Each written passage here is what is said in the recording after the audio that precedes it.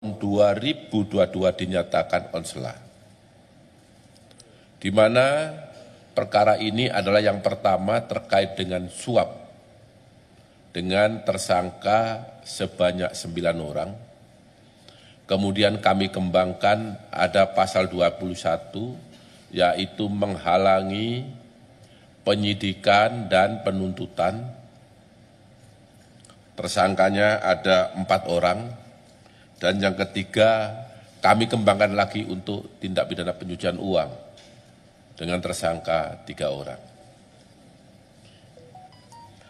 Terkait dengan pasal 21 dengan tersangka sejumlah 4 orang, yang salah satu diantaranya adalah atas nama Marcella Santoso, di mana yang bersangkutan memberikan penjelasan secara sukarela bahwa dirinya pernah terlibat dalam pembuatan beberapa konten negatif dengan pihak ketiga, yaitu dengan tersangka Tian Baktiar selaku Direktur JEK TV dan dengan M. Adian Muzaki yang menggerakkan 150 buzzer. Tujuan daripada menggerakkan buzzer dan direktur JEK TV adalah untuk mempengaruhi, untuk menggiring opini publik bahwa tujuan pokok mereka adalah untuk menggagalkan penuntutan dan penyidikan. Di samping memang ada beberapa alat bukti yang telah dihilangkan untuk menghalang-halangi penyidikan, termasuk melakukan penyerangan secara pribadi terhadap institusi kejaksaan, terhadap kinerja Kejaksaan Republik Indonesia, bahkan terhadap pimpinan kejaksaan, yang seolah-olah bahwa apa yang dilakukan oleh penyidik, yang dilakukan oleh pimpinan di kejaksaan adalah tidak benar, dan seolah-olah apa yang dilakukan itu adalah kriminalisasi terhadap yang bersangkutan. Untuk lebih jelasnya mungkin bisa diputar video Marcella Santoso biar teman-teman wartawan nanti menyaksikan apa yang sesungguhnya disampaikan oleh yang bersangkutan. Silakan. Selamat malam Bapak-Bapak, saya Marcella Santoso. Terima kasih saya diberikan kesempatan untuk membuat video ini. Saya ingin menyampaikan dari hati saya yang paling dalam terkait dengan perkara pasal 21, kasus timah, kasus CPO, dan kasus gula, bahwa saya menyadari di dalam proses penanganan perkara ini terdapat postingan yang sebenarnya sama sekali tidak terkait dengan perkara yang ditangani. Antara lain terkait dengan isu kehidupan pribadi Bapak Jaksa Agung, isu Pak Jampitsus, isu Bapak Dirdik, dan bahkan terdapat juga isu pemerintahan Bapak Presiden Prabowo seperti petisi RUU TNI dan juga Indonesia Gelap. Bahwa saya sangat menyesali dan sangat menyadari bahwa apapun dan bagaimanapun ceritanya, baik itu kelalaian saya tidak mengecek ulang isi konten, ataupun kelalaian dan luputnya saya mengecek dan meneliti kembali dan fokus terhadap apa yang disampaikan, saya menyadari bahwa konten-konten tersebut memberikan rasa sakit bagi pihak-pihak yang terkait dan terdampak. Untuk itu dari hati yang paling dalam saya sampaikan penyesalan, dan saya meminta maaf kepada bapak-bapak dan mungkin pihak lain yang terkait dan terdampak, bahwa saya sejujurnya tidak pernah merasa ada ketidaksukaan atau kebencian secara pribadi, baik dengan institusi, ataupun dengan pemerintahan, ataupun dengan personal. Karena di dalam chat saya dan sudah dimasukkan ke dalam PAP, salah satunya terdapat percakapan yang saya antara saya dan rekan saya sampaikan bahwa ada baiknya juga APH ini seperti Bapak Febri. Dan sebenarnya pendapat pribadi saya juga salut dengan warna penegakan hukum dan semangat penegakan hukum yang begitu tinggi di dalam institusi ini. Itulah pendapat pribadi saya, sehingga saya tidak pernah ada kebencian pribadi dengan institusi ini ataupun pemerintah. Bahwa hingga terdapat konten-konten yang ternyata baru saya ketahui banyak juga di dalam penyidikan ini, saya apapun dan bagaimanapun ceritanya saya sampaikan permintaan maaf, terutama bagi pihak-pihak yang tersakiti dan terdampak, bahwa saya tidak bisa melakukan apapun. Saya sebagai manusia, saya hanya bisa meminta maaf, dan saya akan mendoakan bahwa rasa sakit, rasa ketidaknyamanan yang dialami oleh pihak-pihak terkait dan terdampak akan dipulihkan oleh Tuhan dan akan dibalas dengan berkat dan berkah yang selalu berkelimpahan dan melindungi perjalanan karir Bapak-Bapak ke depan dan perjalanan pemerintahan Indonesia yang sangat saya cintai ini. Semoga pintu maaf masih bisa terbuka setidaknya bagi saya, dan saya berdoa untuk yang terbaik ke depannya, Bapak-Bapak semua. Terima kasih. Amin ya Rabbal Alamin. Teman-teman jurnalis yang saya hormati, bahwa setelah tadi teman-teman menyaksikan semuanya menjadi terang benderang bahwa apa yang selama ini disampaikan terkait konten-konten negatif yang ditujukan kepada institusi Kejaksaan Agung Republik Indonesia, terhadap Jaksa Agung, terhadap Jampitsus, terhadap Direktur Penyidikan, bahkan terhadap institusi lain yang telah disebut tadi adalah tidak benar. Ya, ini klarifikasi secara nyata dan tidak ada unsur paksaan atas kemauannya sendiri, sehingga masyarakat kami harap menjadi paham, menjadi semakin tahu bahwa yang selama ini dibangun narasi adalah tidak benar. Saya rasa itu yang dapat saya sampaikan, dan saya akhiri. Wabillahi taufiq wal hidayah. Wassalamualaikum warahmatullahi wabarakatuh.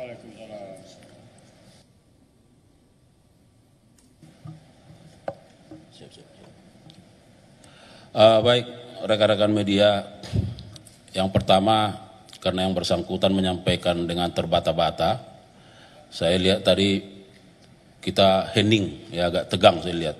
Itu menandakan ada rasa empati juga dari rekan-rekan media. Ya.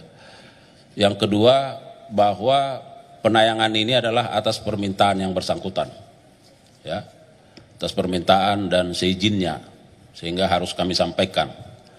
Mumpung kita preskon terkait dengan pengembalian kerugian keuangan negara, penyitaan uang ini, maka kesempatan ini kami gunakan karena ada juga kaitannya, ya. Yang ketiga, bahwa kalaupun demikian kami tetap tegar selama ini, ya. Kami tetap tegar, tetap kuat dan tetap semangat. Karena yang paling penting adalah bagaimana kami menunjukkan kinerja terbaik untuk melayani masyarakat.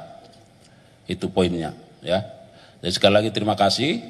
Rekan-rekan media, kita buka sesi tanya jawab, kalau ada silakan, tidak usah banyak-banyak karena sudah lengkap. Ada dari kompas.com, kasih mic-nya, silakan Mbak. Yes, okay. Selamat siang Bapak-Bapak, saya Sela dari kompas.com.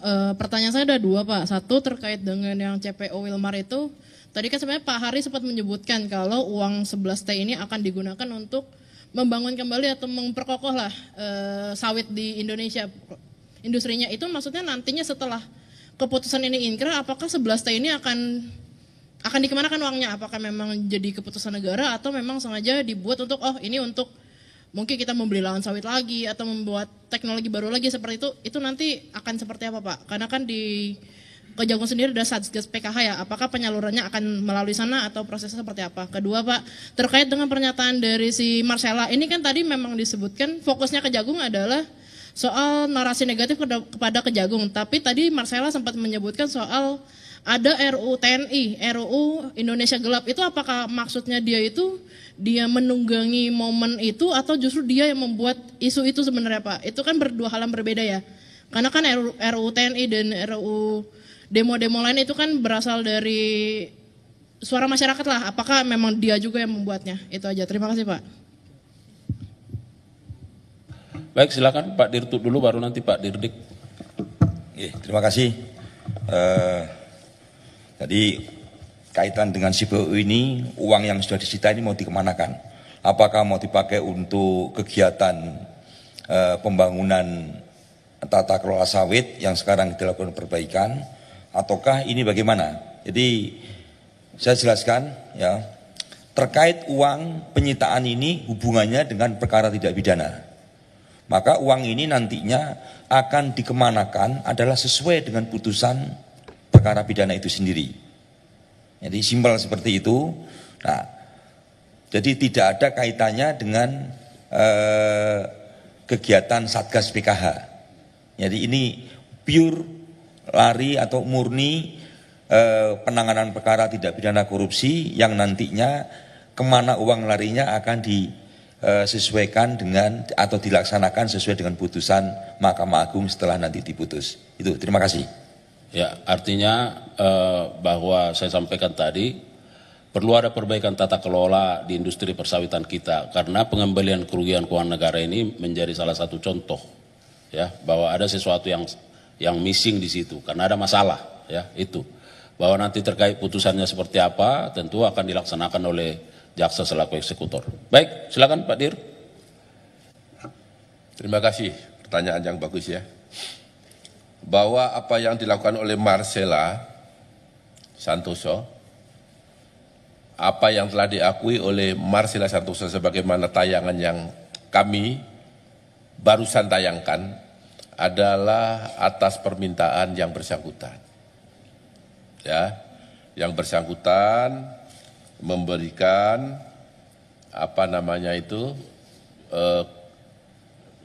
persetujuan untuk ditayangkan. Kemudian terkait dengan yang telah dilakukan yaitu menyerang institusi Kejaksaan Republik Indonesia terkait dengan pelaksanaan penyidikan dan penuntutan, menyerang Jaksa Agung, menyerang Jampitsus, menyerang Direktur Penyidikan, bahkan para penyidik yang dianggap pekerjaannya tidak benar. Ya, itu adalah dengan maksud dan tujuan untuk menggagalkan penyidikan dan penuntutan, dengan maksud dan tujuan untuk membuat opini publik, membuat opini kepada majelis hakim bahwa apa yang dilakukan oleh penyidik kejaksaan itu adalah tidak benar. Itu starting pointnya. Dan itu telah kami temukan di dalam alat bukti BBE dan bukti yang lain. Fakta-fakta itu ada. Sehingga oleh penyidik ditanyakan apa maksud dan tujuan saudara dalam hal ini Marcella Santoso membuat seperti itu. Dan ini terbukti juga dengan pengakuan para saksi yang saat ini sudah ditingkatkan statusnya menjadi penyidik. Sebagai tersangka oleh penyidik. Siapa itu? Yaitu yang pertama tadi saya sebut ada Tian Baktiar, Jack TV. Bagaimana perannya? Teman-teman sudah mengekspos semua, sudah pernah mendengar semua. Yang kedua adalah M. Adian Muzaki yang membawai buzzer 150 orang yang untuk membenarkan konten-konten itu. Teman-teman sudah ekspos semua itu. Itu semua diakui. Makanya dia dengan sukarela membuat pernyataan dan minta untuk ditayangkan.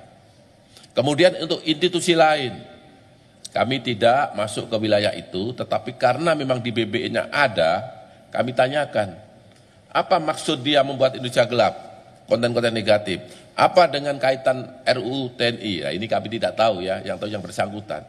Tetapi karena ini ada di BBE, ya mau tidak mau tetap masuk di dalam pertanyaan penyidik, karena satu kesatuan dengan penyerangan terhadap institusi kejaksaan dan para pimpinan Kejaksaan Agung Republik Indonesia. Saya rasa cukup ya. Baik, saya kira jelas ya. Ada yang lain? Silakan.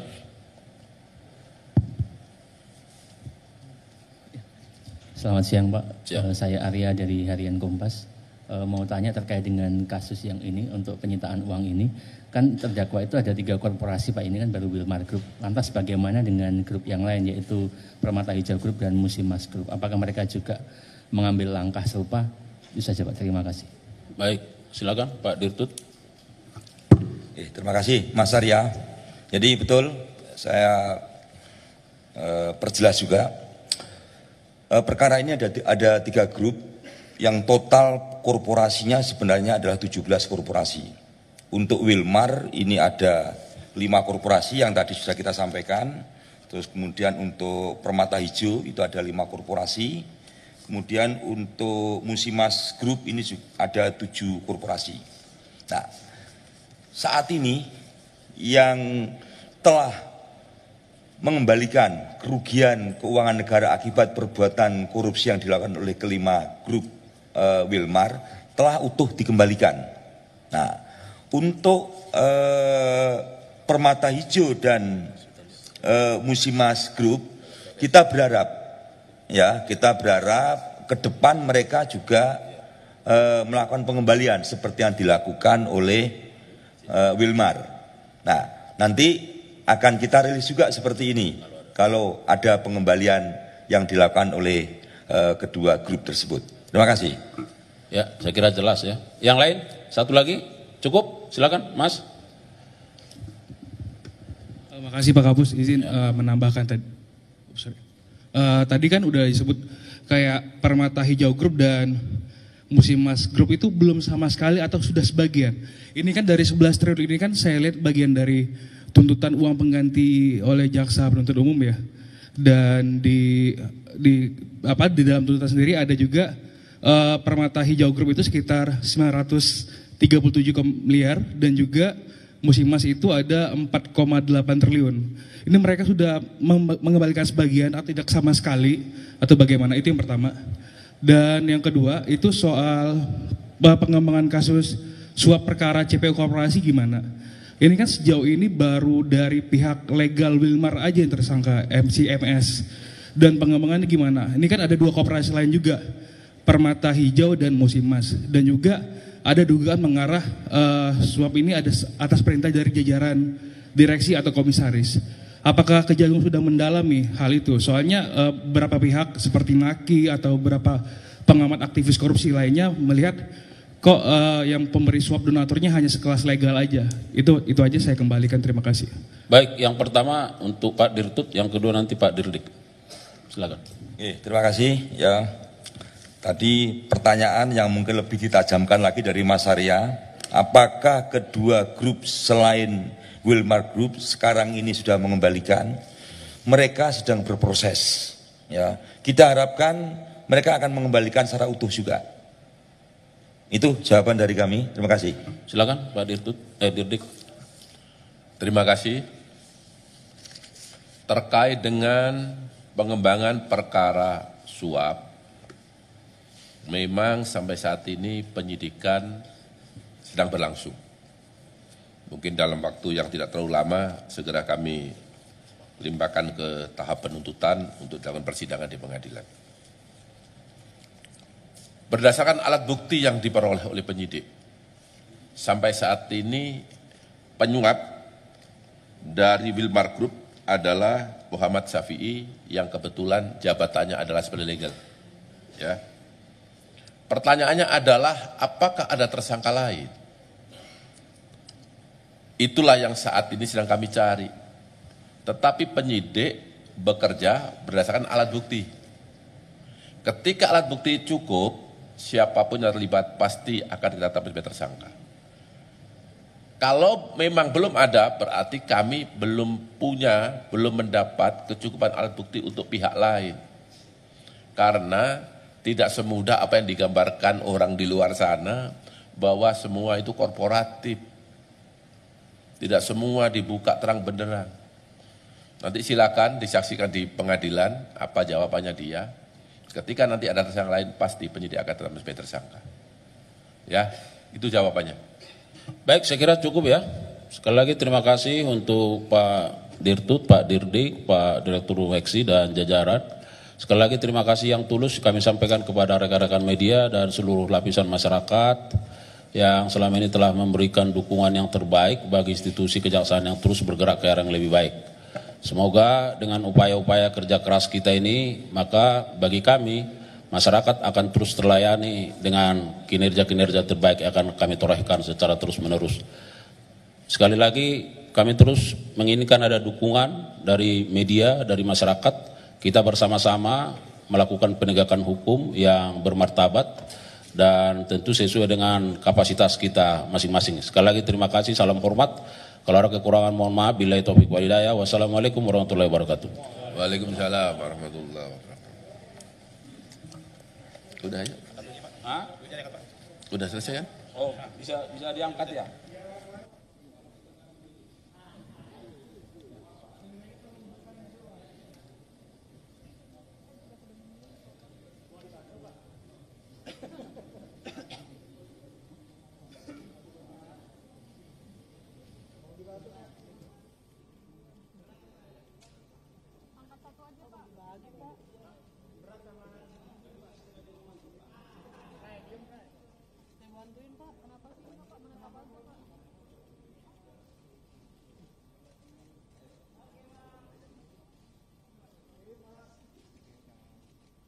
Tahan Pak, tahan duitnya.